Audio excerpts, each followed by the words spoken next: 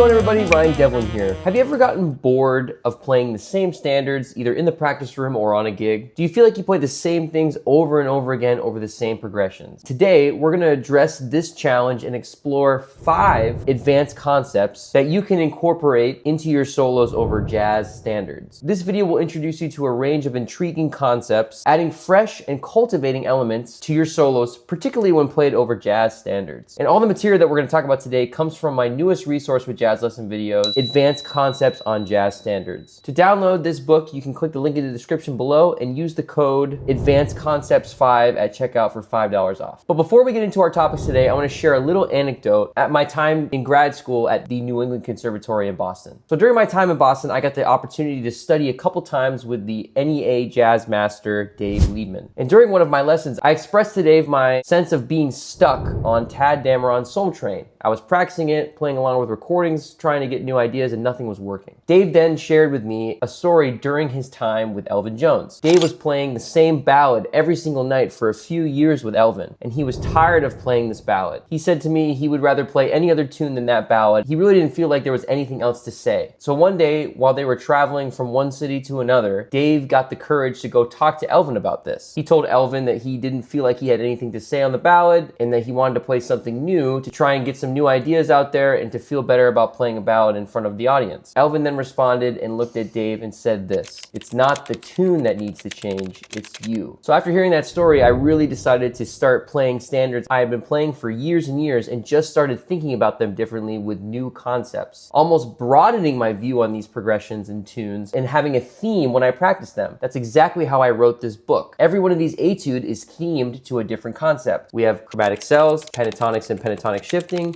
diminished scales, alternate changes, triad pairs, and more. So today we're going to go over 5 different tunes that cover 5 of those different topics. So let's jump into concept number 1 and etude number 1, which is over Blues for Alice. Let's take a listen to this etude.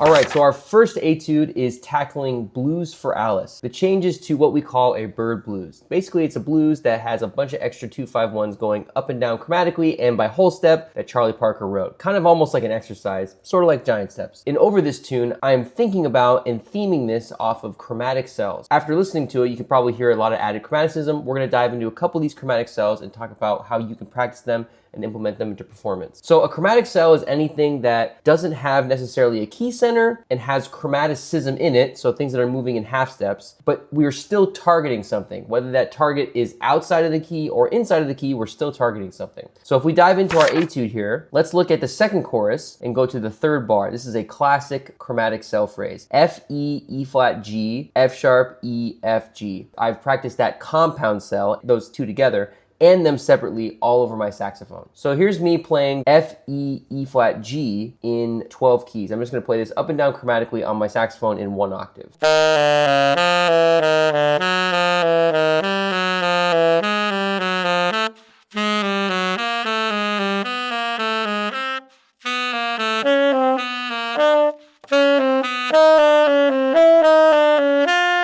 So the more you get comfortable with that, playing it with a metronome, playing it all over the horn in different ranges, all that stuff, it becomes easier to then apply this to improvising. And this is a common theme with all of the concepts we're going to talk about today. It's about practicing them and knowing them well on your instrument from a technique perspective and understanding what they are harmonically and then being able to apply them like I have here in these etudes. And then be able to implement them in a way that I am by just thinking about chromatic cells during a whole chorus. So it's kind of a 3-step process to each one of these concepts. You want to learn on your instrument technique-wise, then you want to understand, what it is and how it works harmonically, and then be able to just think about that concept over the entire chorus of something and practice it in these themed ways. After putting this through your instrument over the horn in the range, the reason why this works chromatically is because F, E, and E flat are not in the key center of E minor, but G natural is. So I'm kind of targeting that G natural, the last part of my cell. And then over A7, I'm kind of ignoring A7 and I'm targeting A natural on the downbeat of that next bar on D minor. And then I go more chromatic and land on a B natural on G7, then take it further out and land on a G natural on C7. So as you can see, I'm not playing completely outside of the key, but the chromaticism brings the ear to the shapes of the cells that I'm playing more than the harmony. And then I give context harmonically when I play the inside notes, the target tones, the chord tones. So it's really important to know where your chord tones are and know how to target them with chromatic cells. That's how we gain this modern chromatic sound. I just like theming my practice sessions in these different concepts. Chromatic cells over blues for Alice. All of these chromatic cells I practice over the years on my instrument can then just be applied harmonically, because I understand it harmonically, over a whole chorus just like you heard before. So now let's take these same practicing technique and talk about pentatonics over the tune Yes or No by Wayne Shorter. All right, let's take a listen to this etude over Yes or No.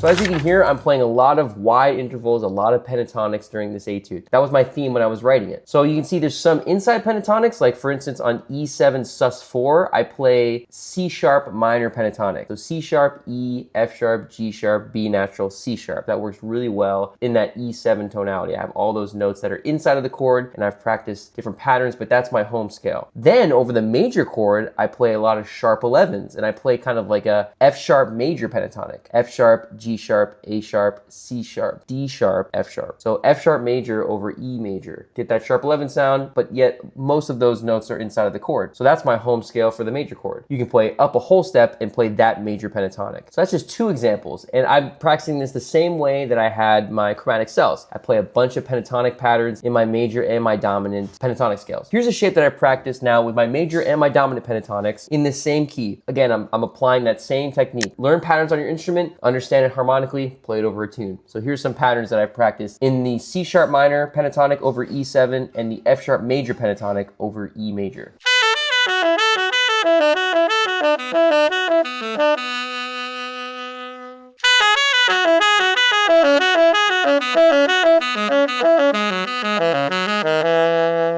So once you feel comfortable playing those all over the horn, take just the first 8 bars of Yes or No and just practice with those pentatonic scales. Handcuff yourself to just playing those pentatonic scales over these tonalities so you can hear the patterns that you're practicing and you can hear what those pentatonics sound like over these chords. So that way when you go perform it, it's locked into your subconscious. Let's move on to the third concept. We're gonna take some diminished scales over It Could Happen to You. Let's take a listen to It Could Happen to You.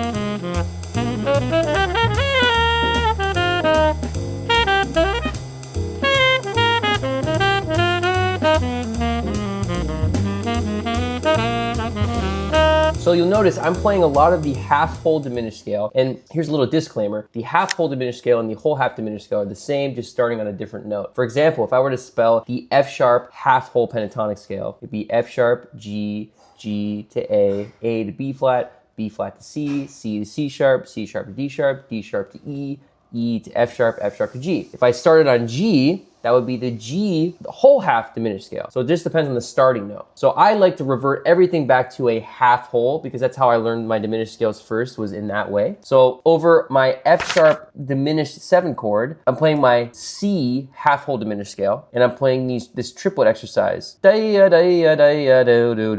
of a Sonny Stitt sort of line. I'm pretty sure that's where I learned it from. Another thing that I've put through all of my diminished scales on my saxophone that I've practiced separately from the harmony, but I know where to apply it. Here's a little note to apply half whole diminished scales over diminished 7 chords. Play it off of the flat 5 or the root. You can think about it either way. What's cool about diminished scales is that they're symmetrical scales. They're 8-note scales. So you can start from any chord tone and it's the same exact scale. So C half whole diminished, E flat half whole diminished, F sharp half whole diminished, A half whole diminished are all the same scale. And you can play that over F sharp diminished 7. Same goes now with my G sharp diminished 7. I can play the half whole diminished scale on B, G sharp, or D. And I play that same triplet exercise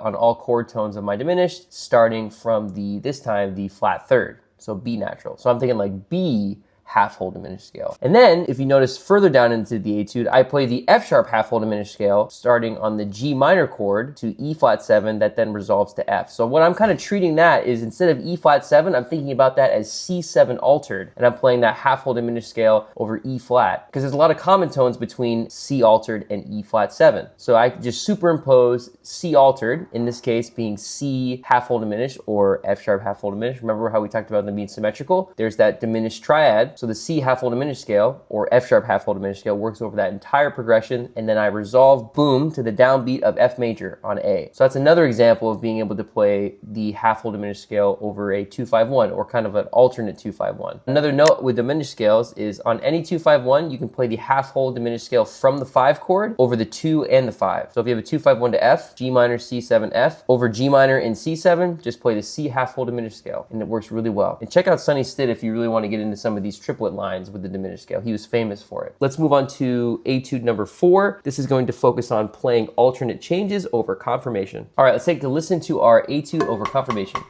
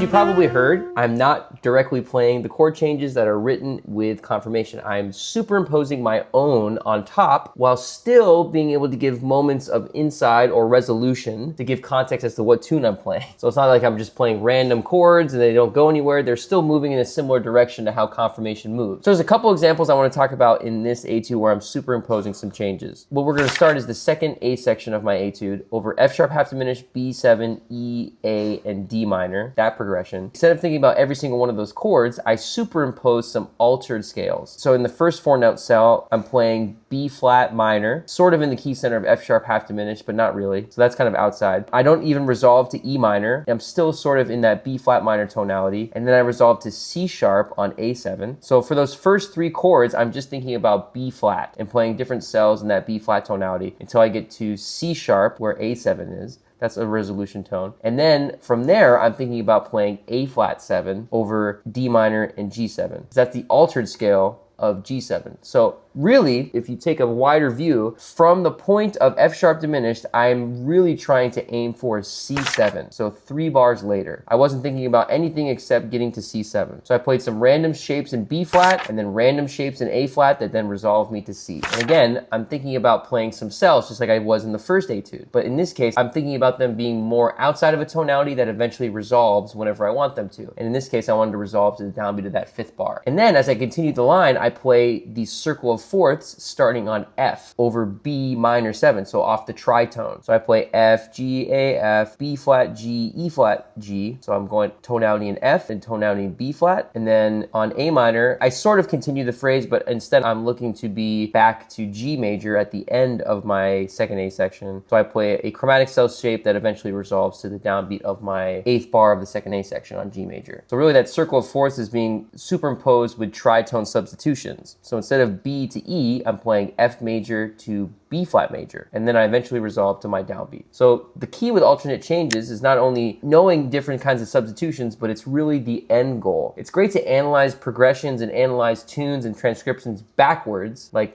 seeing where they resolve and what kind of progressions they play before that. And then when you practice them, you're trying to think ahead of yourself, trying to look for the downbeat of that harmonic resolution, usually a new tonality, like going to the 4 chord on a blues or going to the 4 chord of confirmation, or hitting the downbeat of a 1 chord on a song, like at the end of the A section here on confirmation. So you want to look for those big harmonic tonality shifts as your big downbeats. And everything else before that, you can experiment around with playing the circle of fourths, a tritone apart like I was, or playing, an alternate tonality over a lot of different chord changes that eventually resolves. There's a lot of different things you can do. But really the goal is to always know where your resolution is going to be. Where's the harmonic end of my phrase? Let's go now to our 5th etude example. This is going to be over Sweet Georgia Brown, and I'm going to be playing some different triad pairs. Let's take a listen.